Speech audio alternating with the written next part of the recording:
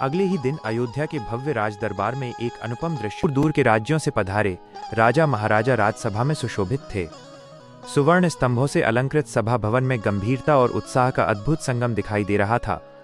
राज सिंहासन पर विराजमान महाराज दशरथ ने सभी नृपगणों का अभिवादन करते हुए कहा, हे राजन, अयोध्या की ओर से आप सभी का हार्दिक स्वागत है। आप भली भांति जानते हैं कि इस पावन नगरी में अनेक पीढ़ियों से इक्ष्वाकु वंश का शासन चलता आया है।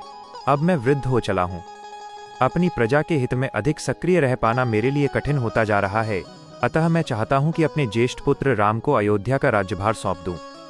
उन्होंने आगे कहा, राम वीर, पराक्रमी, मेधावी, धर्मनिष्ठ और नीतिज्ञ हैं। ब्राह्मणों, विद्वानों और मंत्रियों से परामर्श कर मैंने यह निर्णय लिया है। सभी ने इस प्रस्ताव का समर्थन किया है। अब मैं आप सभी की सम्मति चाहता हूँ। सभा में उपस्थित सभी राजाओं ने हर्षपूर्वक इस प्रस्ताव का अनुमोदन किया। सभा जय श्री राम के घोष से गूंज उठी। महाराज दशरथ ने प्रसन्न होकर घोषणा की, चैत्र मास, जो मधुमास कहलाता है और समस्त मासों में श्रेष्ठ है, चल रहा है। अतः कल ही राम का राज तिलक संपन्न किया जाएगा।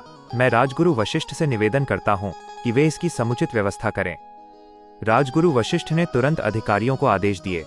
स्वर्ण, रजत, माणिक्य, सुगंधित द्रव्य, पुष्पमालाएं, घृत, मधु, उत्तम वस्त्र आदि एकत्र किए जाएं। चतुरंगड़ी सेना सुसज्जित रहे।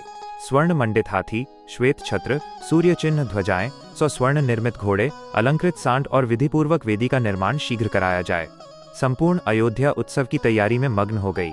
गलियां सजाई जाने लगी, मंदिरों में दीप प्रज्वलित हुए और हर हृदय में उल्लास उमड़ पड़ा। महाराज दशरथ ने प्रधानमंत्री सुमंत को आज्ञा दी कि वे राम को शीघ्र दरबार में लाएं। राम ने आकर विनम्रता पूर्वक पिता को प्रणाम किया। राजा ने उन्हें समीप बैठाकर स्नेहपूर्वक कहा, हे राम, प्रजा तुमसे अत्यंत प्रसन्न है। कल तुम्हारा राज तिलक होगा, परंतु राजकाज केवल अधिकार नहीं, उत्तरदायित्व भी है। विनयशीलता कभी मत छोड़ना, इंद्रियों को वश में रखना, मंत्रियों के विचारों को समझना और प्रजा को सदैव सुखी रखना। उन्होंने आगे कहा, जो राजा अपनी प्रजा को प्रसन्न रखता है, उसका कोई शत्रु नहीं होता। प्रजा और मित्रों का समर्थन ही उसकी सबसे बड़ी शक्ति है।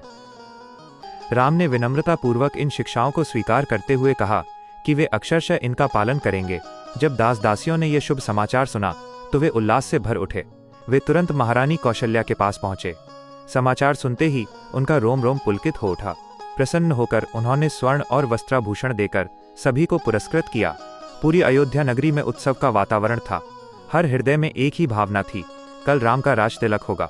यदि आपको ये प्रेरणादायक और भावपूर्ण कथा पसंद आई हो तो लाइक करें, कमेंट में अपने विचार अवश्य लिखें और चैनल को सब्सक्राइब फॉलो करना न भूलें। आपका एक लाइक और कमेंट हमें ऐसी ही दिव्य और रोचक कथाएं प्रस्तुत करने की प्रेरणा